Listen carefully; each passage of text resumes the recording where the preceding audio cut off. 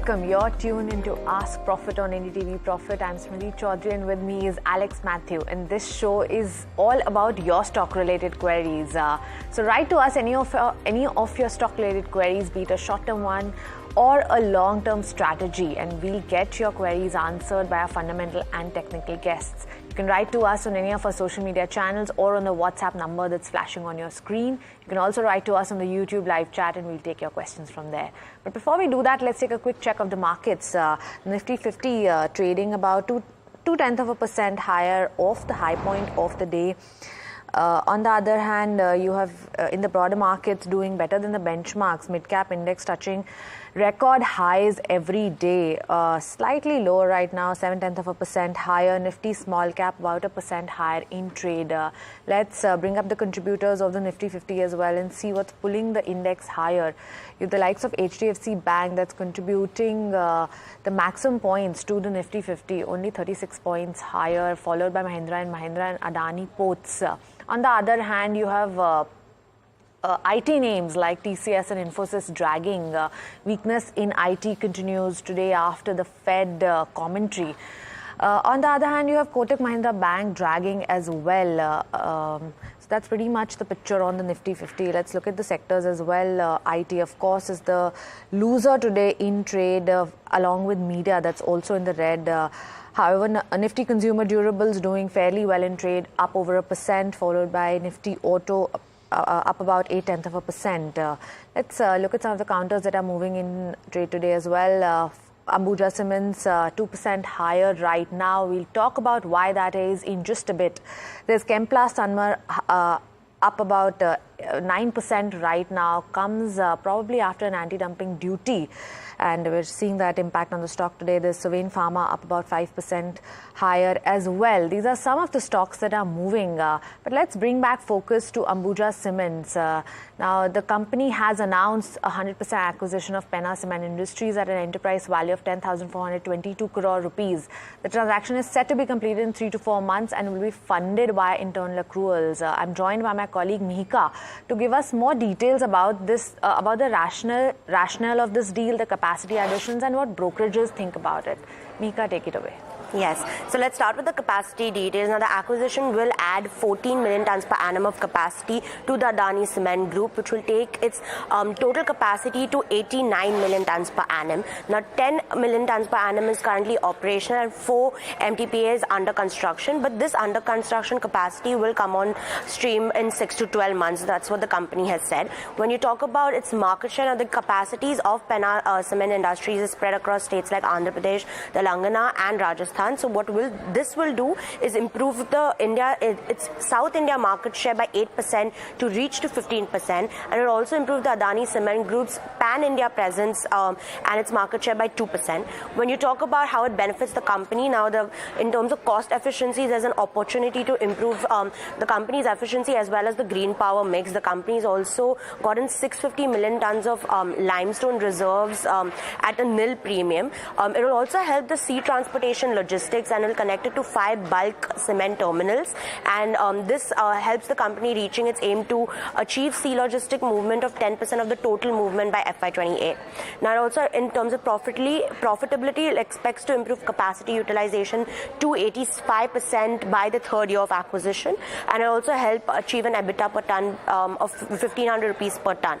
When you talk about brokerages, we have Nuvama, which maintains a buy rating at a target price of 767, which offers a 15.5% upside to yesterday's close. Now, what Nuvama believes that there's the potential turnaround in Penna Cement's liquidity will enhance the value for the company, and they also expect utilization ramp up to bring additional volumes to the market, and they could see a similar turnaround like Sanghi Industries. And lastly, we have Citi, which maintains a neutral stance at a 675 rupees target, which the stock has already crossed.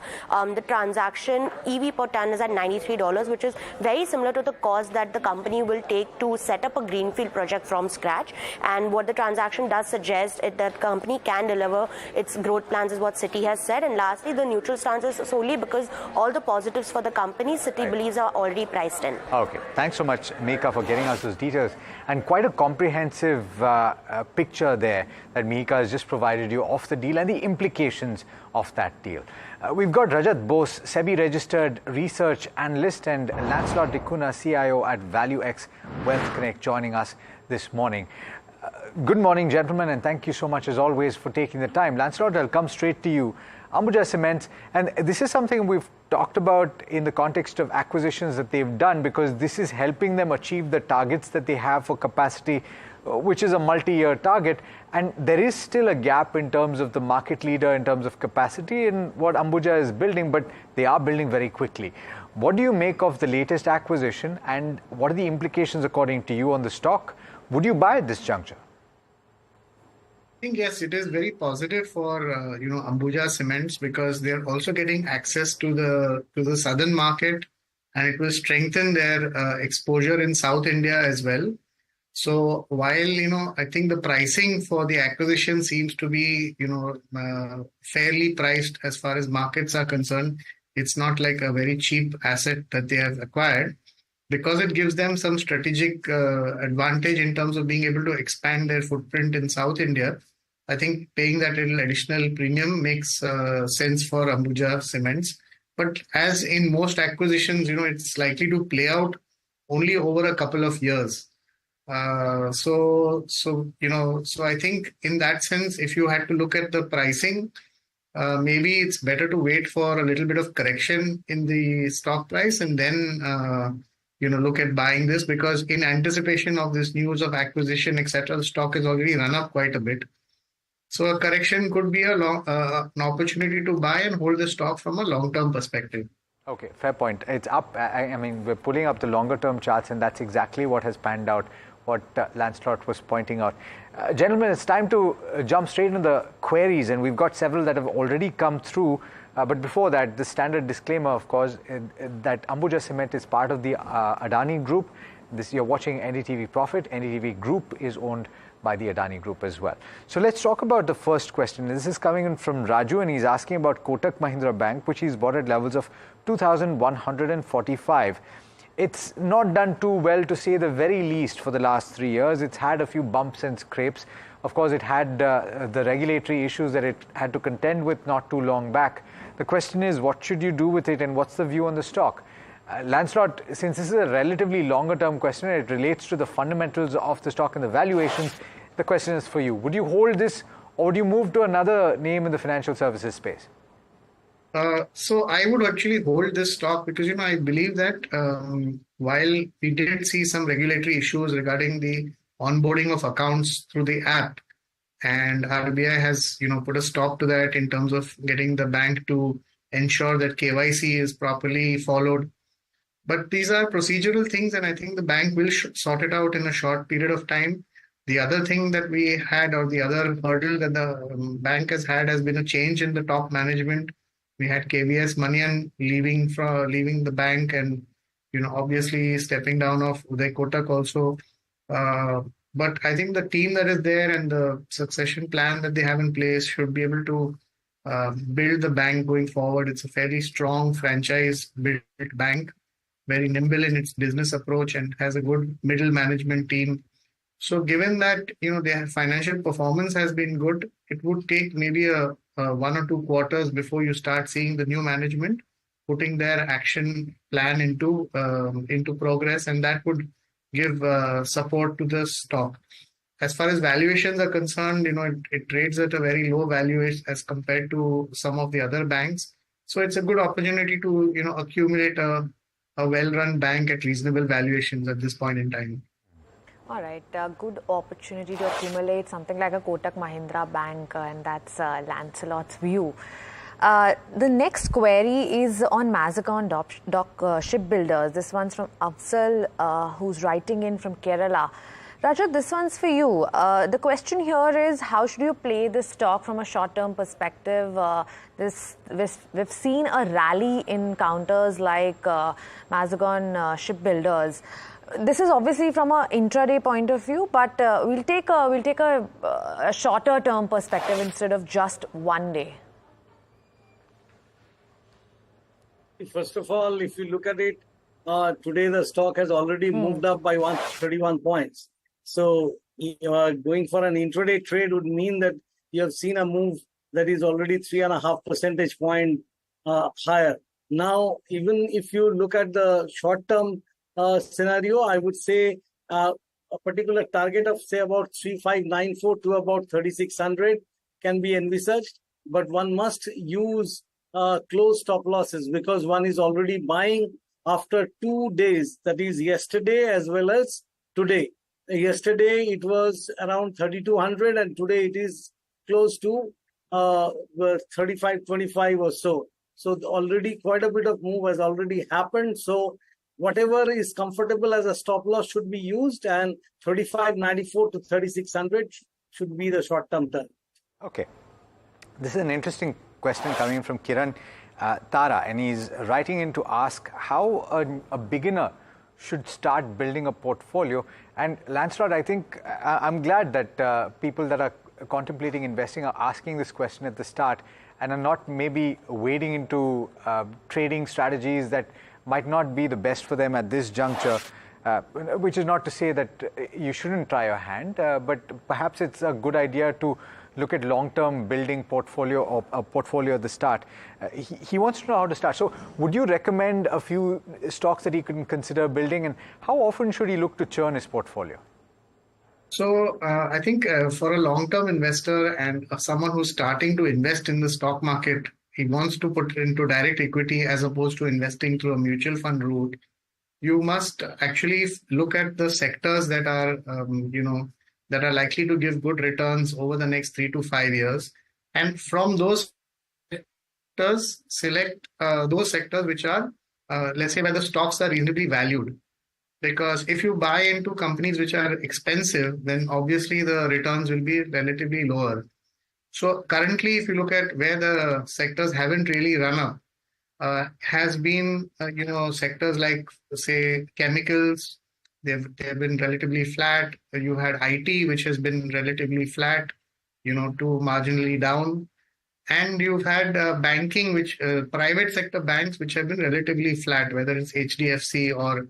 So there is still value while these businesses continue to grow, and with the economic outlook, one will be able to find. So within these sectors, you pick up, market leaders or strong companies, and it's better to invest little into these companies and keep accumulating them, so that over a period of time, you buy into different sectors when they are down, and maybe over a year or so, you build your portfolio of say 15, 20 or 25 stocks, which are good quality stocks, and you can then slowly add to the quantities as you grow your portfolio. Right. All right. The next question is on Lemon Tree. This one's from Thomas, who's writing in from Kerala. They say they bought the counter at a price of 149, which is very close to where it's currently trading at, and it's already 4.5% higher right now.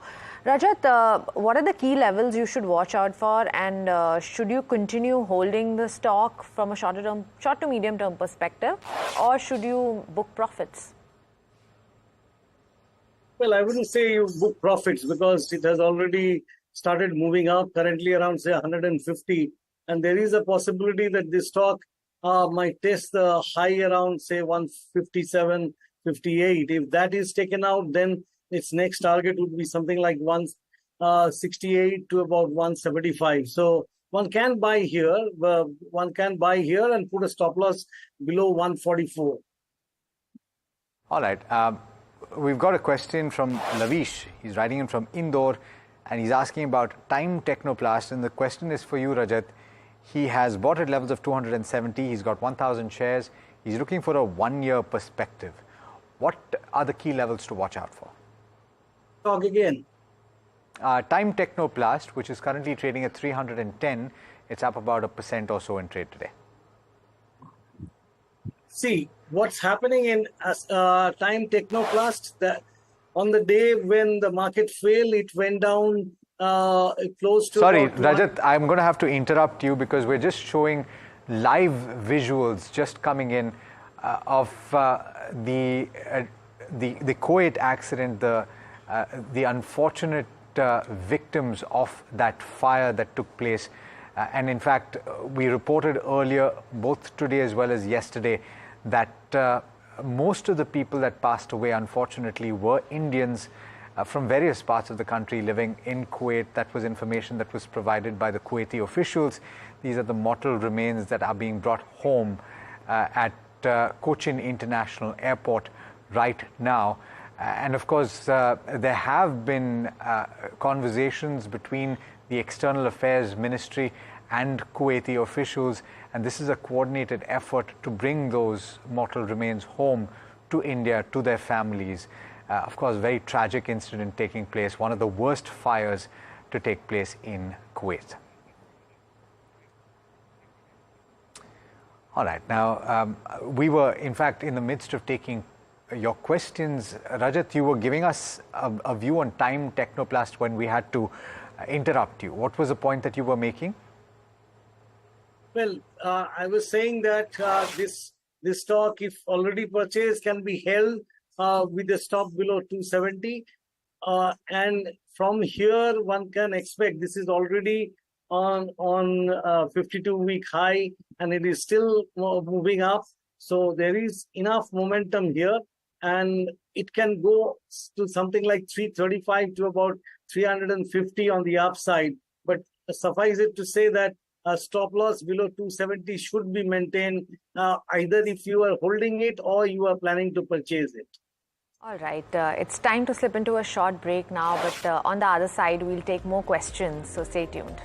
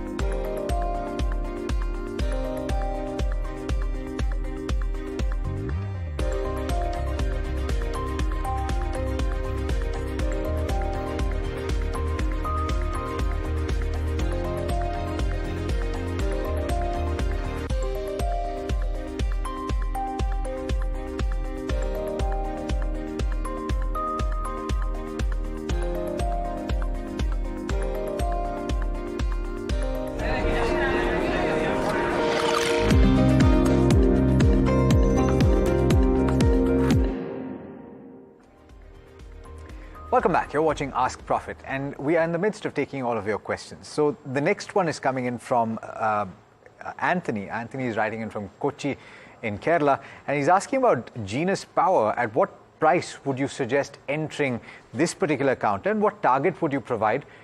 I'm guessing this is a relatively shorter term question within a year's time frame. Rajat, what's the view on this one? Alex, you have to tell me the name of the stock again. We're talking about Genus Power, Genus, Genus Power. And this is a relatively short-term question. He's asking for a technical check on the counter. The stock is currently trading at 325 or thereabouts. When I look at the say daily chart on a yearly basis, say what it shows is that there had been a saucer formation, and after that, there has been a cup and handle formation. This is a bullish formation, and chances are once it takes out the 340 kind of range, this will start moving up again. It becomes a fresh buy. Either you buy at current levels, or you buy around say 310, which is a strong support area, or you buy above 340, depending on what kind of a trader you are or what kind of an investor you are. What would be the minimum target? Minimum target becomes 340 plus 60, say about 400 rupees, because this movement happened from 260 to 340, so 80 points. So I have added 60 points from here, which is a reasonable target from the current level. All right, fair point. The next question is from Amar, who's writing in from Rajasthan. They're talking about the counter Bandhan Bank. Lancelot, they bought this counter at slightly elevated levels at 206 rupees. From a longer-term perspective, brokerages have now turned wary on Bandhan Bank, especially after the fourth quarter results. What is your view on this, and what should one do who's holding this stock at 206 levels or thereabouts? So you see, Bandhan Bank actually, has a significant microfinance business and exposure mainly to the eastern part of India.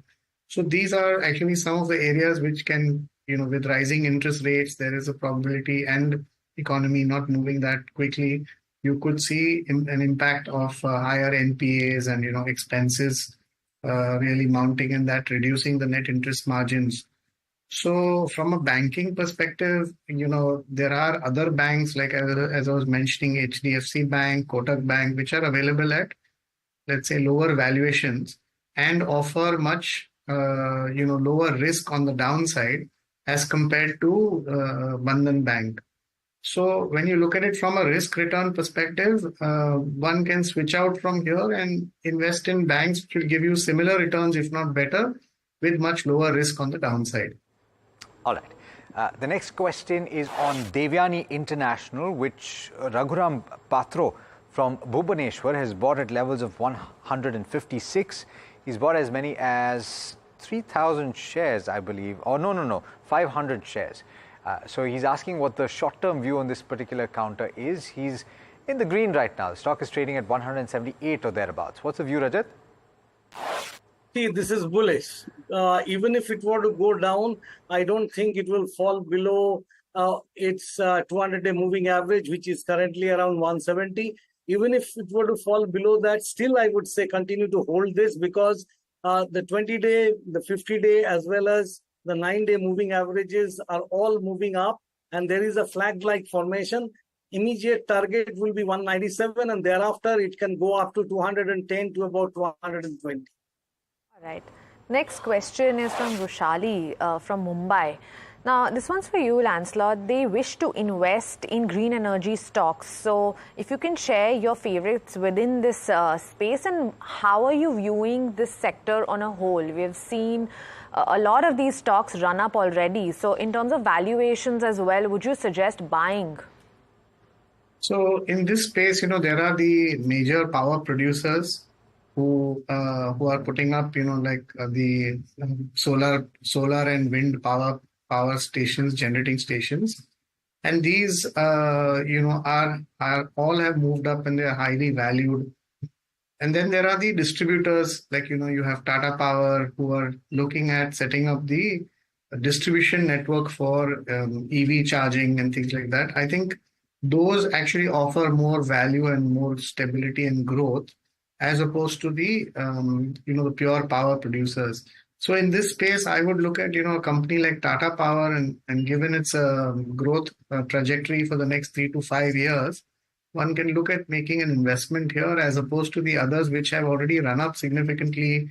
Valuations are stretched, and raw material costs and the cost of manufacture could bring down their returns a bit in terms of the equipment that they are providing. So from the space, I think Tata Power seems to be reasonable at this point in time. All right.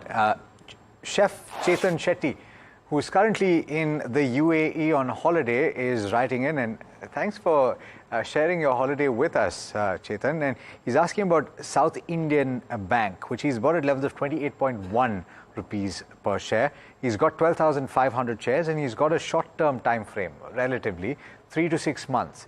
Rajat, what should he do? Should he hold on? Actually, he can continue to hold on provided it doesn't fall below 26 and closes there. If it were to fall below 26, that means it will be closing below its 200-day exponential moving average. And in the recent past, post-election, it went below its 200-day moving average. 2 days, it actually had an excursion below that moving average. Now, it needs to take out 28, and after that, it can you can look for a target of 31 to about 31.50 on the upside. But one should be very careful with if it were to fall below 26, one should get out of it, come what may.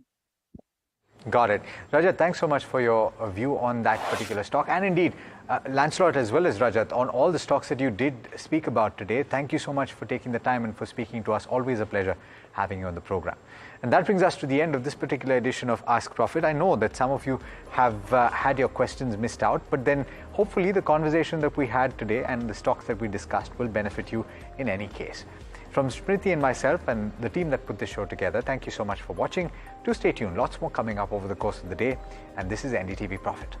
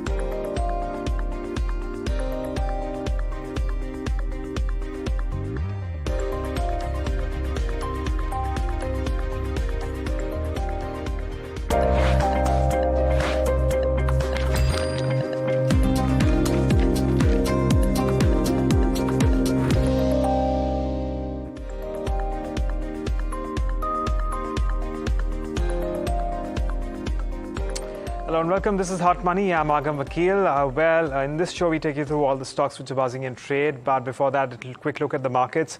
At the moment, we're seeing strength return. A lot of your broader markets are actually seeing a good gains coming through. And if you consider the benchmarks, the key benchmarks at the moment, where you do have the Nifty 50 advancing by around 0.2%, the Bank Nifty is up around 0.3%, and overall, good gains coming in across. The broader markets, of course, continuing to outperform the benchmarks.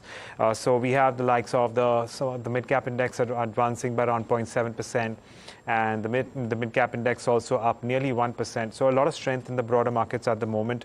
Even in terms of the Nifty 50, across we have plenty of gains to speak for at the moment. At least as far as some of the constituents are concerned, we have HDFC Bank, M&M, Reliance Industries, all of them up and about. And of course, on what's weighing down on the indices to a certain extent is the IT sector. That's where we do have some amount of weakness at the moment. And, it's going to be a wait and watch as to how things do pan out. But in terms of some of the key movers in the broader markets, let's pull up some of the big gainers and losers there as well. So if you just consider something like the mid-cap index, there are plenty of counters out there which are in fact moving on the back of good volumes too. We do have some losses in something like an Emphasis and Oberoi Realty, which is looking at about a profit taking. But, on the other hand, we're something like a Dr. Lal Path Labs or Sona BRW, also looking at some amount of declines there. But what's really advancing today is Dixon Technologies, as it moves about good 5% today on an intraday basis. And we have JSW Energy, which has also picked up steam, up around 3.5%, along with something like a Delivery up 3.5%. So all in all, you have about 60-odd gainers for about 40-odd losers on the mid-cap index as well. It's certainly turned out to be a good, trading session as far as, your broader markets are concerned. But let's move on and talk about all the stocks that we're going to address in the show today. So we have Ambuja Cement, Prestige Estates, Vodafone Idea, Suven Pharma, metal stocks, as well as two capital goods companies, Siemens and ABB. And to take us through some of these names, we have Vivek Karwa. He's the CEO of Vriddhi Investment, who's joining us on the show. Vivek, good morning. Thank you so much for joining in. Vivek, before I come to you, let me get in my colleague Mihika to tell us more about the latest with respect to Ambuja Cement. Mihika. Yes. So the latest update with Ambuja Cement is that the company has signed a binding agreement which will to acquire 100% stake of Penna Cement Industries at an enterprise value of 10,422 crores. Now, the transaction is set to be completed in the next 3 to 4 months, and it will be funded entirely by internal accruals. Now, when we talk about how this benefits the company, let's first talk about the capacity details. It will add 14 million tons per annum of capacity to the Adani Cement Group, which will bring its total capacity to 89 million tons per annum. And just to note, group targets 140 million ton capacity by FY27. When you talk about it in terms of market share, now the capacity of Penna Cement Industries is spread across various states like Andhra Pradesh, Telangana and Rajasthan. What this will do is improve the company's south market share by 8% and will reach to 15%. And it also improve the group's pan-India presence, and market share could grow by 2%. That's what the company has stated. Now, when you talk about cost efficiencies, now 650 million tons of limestone reserves were gained at a nil premium, which is the pre-auction price. Now, this provides the company an opportunity to improve their efficiency as well as their green power mix, and it also helped them achieve 10% of the total sea logistic movement in the market by 2028. When you talk about the profitability, it expects to improve the capacity utilization to 85% by the third year of the acquisition, and this will help the company achieve an EBITDA of more than 1,500 rupees per ton by FY28. Now, just to, what this brings light is the consolidation in the cement industry as a whole. Now, companies have been, reaching capacity targets via both organic as well as inorganic routes. Now, in FY24, the market share of the top 5 cement players stood at 62% of total capacity in the listed space versus 45% in FY15. When we talk about the top 5 players, this is UltraTech Cement, Shree Cement, the Adani Group, which is Ambuja Cement, as well as ACC Cement, Dalmia Bharat, and Nuvoco Vistas Corporation. Now, when you talk about the region-wide spread and how the consolidation has taken place, according to ICRA ratings, the eastern as well as the western regions is what is the regions that are leading to consolidation. In FY24, the top 5 cement players had 61 to 68% market share. This is expected to grow at 76 to 79%.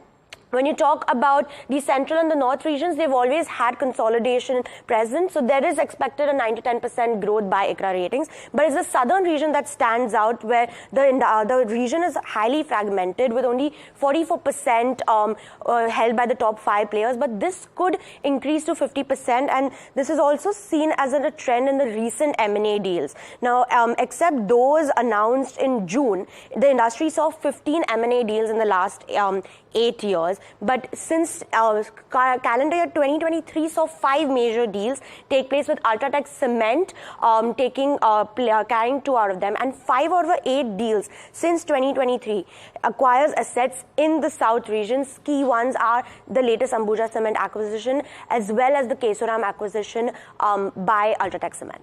All right, Mihika, thank you so much for getting us those updates. So a crucial one as far as Ambuja Cement is concerned and how things stand. A quick disclaimer, NDTV is a subsidiary, that is the channel that you're watching is a subsidiary of AMG Media Networks Limited, and which is, of course, an Adani Group entity. But moving on, we also have updates with respect to WPI. Well, that should be up for you on your screen soon. And, of course, that's another an important economic indicator that we need to keep an eye on, and we need to continue to keep an eye, assess. At the moment, of course, we are looking at, several aspects. There you have it. That's so WPI inflation at 2.6% in April versus, in May versus 1.26% in April. So we have seen a little bit of an edge up as far as wholesale prices are concerned.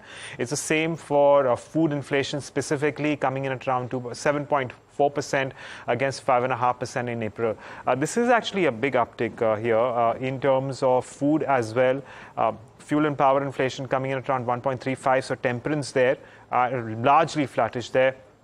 And when it comes to manufactured products, inflation once again has moved up ever so slightly. I reckon the food inflation, which remains sticky, but this print potentially is not as good as the kind of print that we saw in CPI. Again, we continue to give you an update on how things are faring as far as the economy is concerned. The other update is that Bajaj Housing Finance has now finally filed papers in order for the IPO with the SEBI. So that's the other big IPO to keep an eye on. Remember, just about last year, we do know that but the Bajaj Group had big plans with respect to the housing finance subsidiary. And now it does seem like it's coming to fruition, because we do have Kotak Mahindra Capital, Bank of America, Merrill Lynch as one of the key lead runners as far as this specific IPO is concerned, through which they will raise as much as 7,000 crores in the IPO. Well, but we're shifting back to Ambuja Cement. Vivek, welcome to the show. What's your sense as far as this, Ambuja Cement is concerned with its big acquisition, and how would you address it now? Good morning. In fact, good afternoon. I see your colleague has, in fact, given a lot of data points. What would I like to add is, first of all, the presence of cement plants across the geography is very, very important. And one of the biggest cost in cement comes is your logistics cost. So particularly if you have to, say, cater to the southern part of the country with plants in other places, it becomes a costly affair. So this acquisition is going to really play a crucial role for Ambuja. And what I find is both Ambuja and ACC being in, of course, as you have already disclosed, in Adani Group, the group is going very aggressive in consolidating its position in the cement space. So they also want to be next Ultratech. What I feel is at these valuations, overall, it still goes on as similar valuations with the peer group. So stock should continue doing well. That's my feeling. And with the government's focus, see, we saw Prime Minister on day one signing, say, 3 crore new houses to be built. And the infra push, which we are going to see in the budget. In fact, on vote on account, we already saw that 11 lakh odd crores, which again might see a uptick in the final budget, which would be presented next month. So what I feel is all these factors are also going to really play a crucial role for the cement space. And there would be more consolidation. There are companies which are with smaller market cap even available today. I think slow and steadily, bigger companies are going to really buy out all these smaller companies and consolidate the business. So I'm bullish for longer term, both on Ambuja and ACC, and I think ACC also is your group. All right, there you have it. Well, that's the view on Ambuja Cement, but let's move on and talk about Prestige Estates. We have an update from CLSA on account of which the stock has moved as well. Let's get in Anushi to tell us more about this one. Anushi. Right, so now Prestige Asset Focus, the stock has seen about an intraday high of over 6% now. Now this is after CLSA has retained its buy rating and has upped its target price to about 2,320, which implies about a 24% of an upside from the current levels. Now, several reasons that they have cited out. First is that the stock has outperformed its peers and has been one of the top 2 developers in the last 3 years if you have to look at its pre-sales growth. But despite factoring in this, brokerage firm still sees the valuations at a discount. So that remains on a watch out. Again, the company is also targeting a rental income to grow about 5 times over the next 4 years. So even that remains on focus. Other than that, the company is now expecting a pre-sales growth of about 25 to 30% going forward, while the operating cash flows are going to support its capex plans going forward. The debt levels have increased, but still the brokerage firm believes that the debt levels, though they have increased, remain at comfortable levels. So with this, they expect the re-rating to continue in the stock. And going forward, if you have to look at some of the key risks, they say that though there has been an increase in the pre-sales growth, the project pipeline remains on a watch out for, and increase in leverage due to these high planned capex remains on a watch out. So these are key reasons as to why the stock is passing today. All right, Anushi, thank you so much for getting us that update on Prestige Estates. Vivek, your assessment on Prestige, if that is under your radar, and even otherwise, there are a lot of Bangalore-based real estate companies which are abuzz this afternoon. Not necessarily because they're from Bangalore, but in general, it's not just Prestige, but we also have something like a Soba, or for that matter, even Brigade Enterprises. How are you assessing this, sector? See, all these companies, particularly southern part of the country. In fact, I'm in Chennai right now, and I'm seeing these companies are actually doing very, very good. And the kind of inventory they generate, and with the speed which they again sell this inventory is commendable. So again, Prestige Estate with focus on Bangalore, Hyderabad, Cochin, Mangalore. These are markets, and in fact Chennai also. These are markets which are actually in boom right now. And what I feel is real estate going forward, at least for next 3-5 years, is going to really outperform. In fact, it could be longer time also, because the sector was under a down cycle for very, very long time, and only last 2-3 years it has started again coming up. So Prestige would do well, first thing.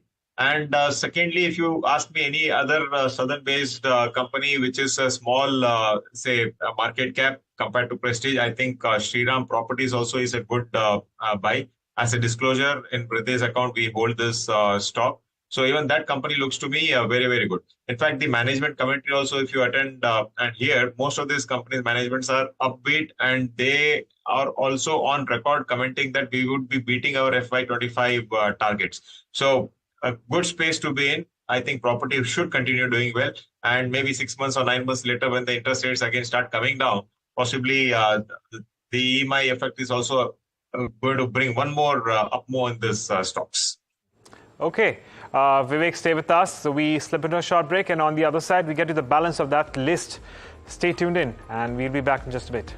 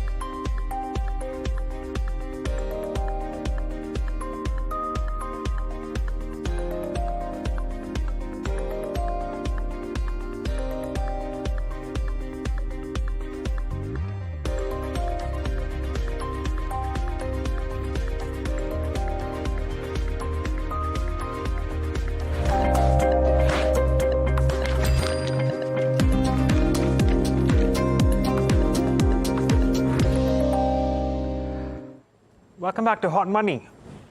Pardon me. Well, we take stock of Suven Pharma now, and this is where we have another update. This is an account of the acquisition. Let's get in Varsha to better understand how things are faring here as far as the specific update goes. Varsha. Well, thanks Agam for that. So Suven Pharma is buzzing. Now this is on the back of company who has announced to acquire 67.5% stake in Sapala Organics for 229 crore rupees. Now the remaining acquisition will be completed in FY27. Now why a company is being doing this acquisition is one is this Sapala is amongst a few CDMOs which is in high growth oligo building blocks and nucleic acid space, which is nothing but they are short DNA or RNA molecules with application in pharma and diagnostic sector, and they have wide range of applications in genetic testing, your research and forensics, which has an addressable market size of around $750 million US, which is expected to grow at 20% CAGR. If you see revenue, Sapala Organics is expecting a revenue of around 67 crore in FY24 with adjusted EBITDA margin of 45%. Also, if you see the synergies between Sapala and Suven plus Cohen's platform. Now Cohen's is nothing but Suven did merge Cohen's with itself. Cohen's is also a CDMO player, and your Sapala Organics is also a CDMO player. So if you see the synergies between these two, their existing GMP facilities will